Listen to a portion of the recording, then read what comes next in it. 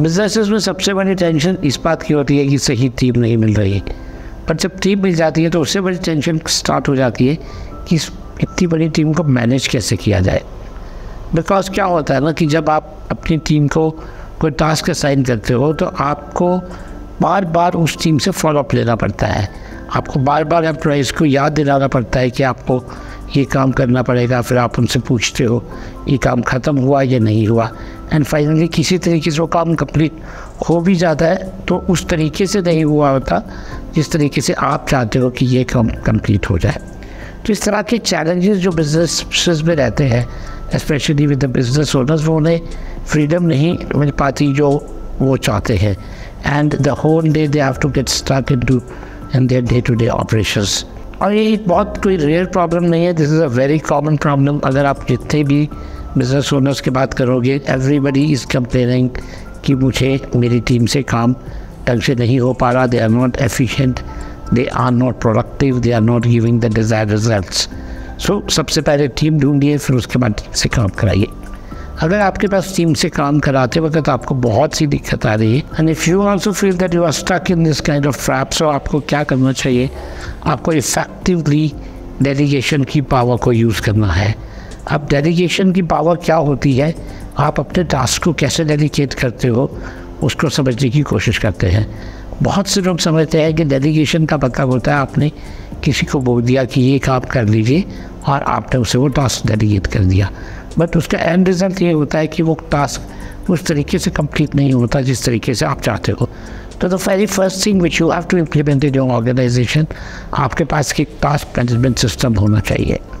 सो effective delegation कैसे होती है, हमें सिर्फ इंस्ट्रक्शन नहीं देनी है।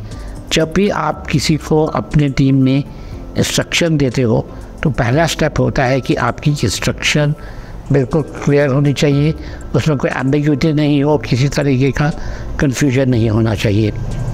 आपने जब कोई इंस्ट्रक्शन दिया है, कोई डायरेक्शन दिया है, तो उसके बाद ये आपका फर्स्ट स्टेप है कि उसको आप अच्छे से फ्रेम करें और क्लियर इंस्ट्रक्शन के साथ दें।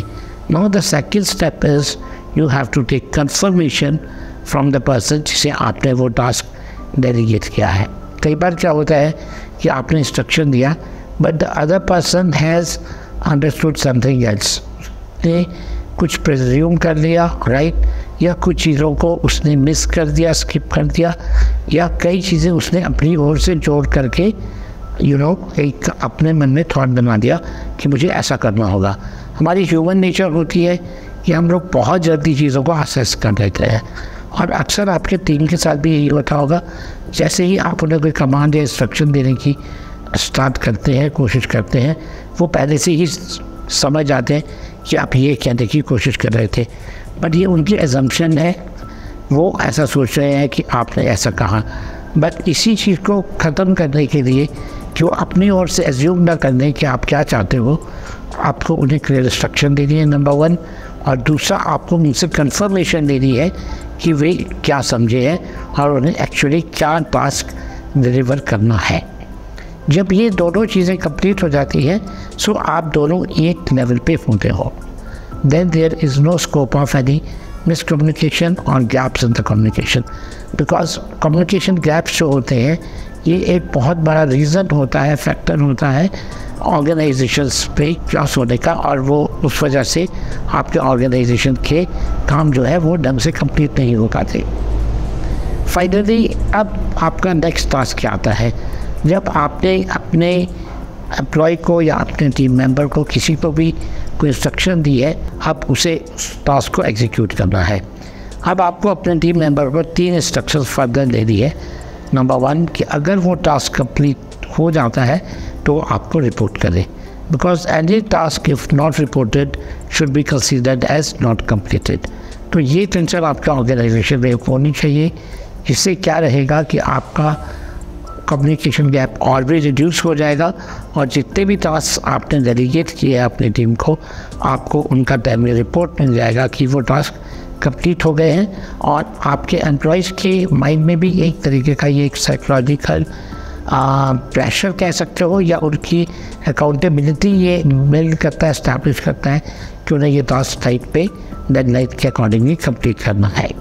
सो अगर वो कंप्लीट करेंगे तो उन्हें वो रिपोर्ट भी करना है। और इस तरह से क्या होगा कि वो जितने टास्क कंप्लीट करेंगे वो आपके पास आने चाहिए। सेकंड इंस्ट्रक्शन आपको उन्हें ये देनी है कि during the task execution process अगर उन्हें किसी भी तरह का कोई डाउट होता है तो वो इमीडिएटली आपके पास आए या आपको कांटेक्ट करें फॉर द क्लैरिटी, क्योंकि वो अपनी ओर से कोई भी ऐसा डिसीजन ना लें जिस चीज़ के लिए उनको मन में किसी भी तरह का डाउट है। अगर वो डाउट उनके मन में रहता है और वो आपसे नहीं पूछते हैं तो वो टास्क डिले हो जाएगा, वो टास्क आपका टाइम पे कंप्लीट नहीं होगा। और अगर वो उसे अपनी तरफ से कुछ उसमें डिसीजन लेके इम्प्लीमेंट करने की कोशिश करते हैं तो बहुत सारे चांसेस होते हैं कि वो टास्क गलत तरीके से कंप्लीट हो पाएगा।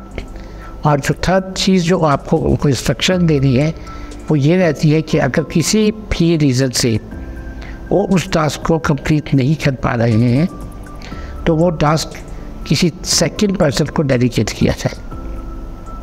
ये उनकी रिस्पॉन्सिबिलिटी बनती है कि वो ये इशू आपको रिपोर्ट करें और आपके थ्रू ही वो टास्क किसी सेकंड पर्सन को डेलीगेट हो या ट्रांसफ़र हो।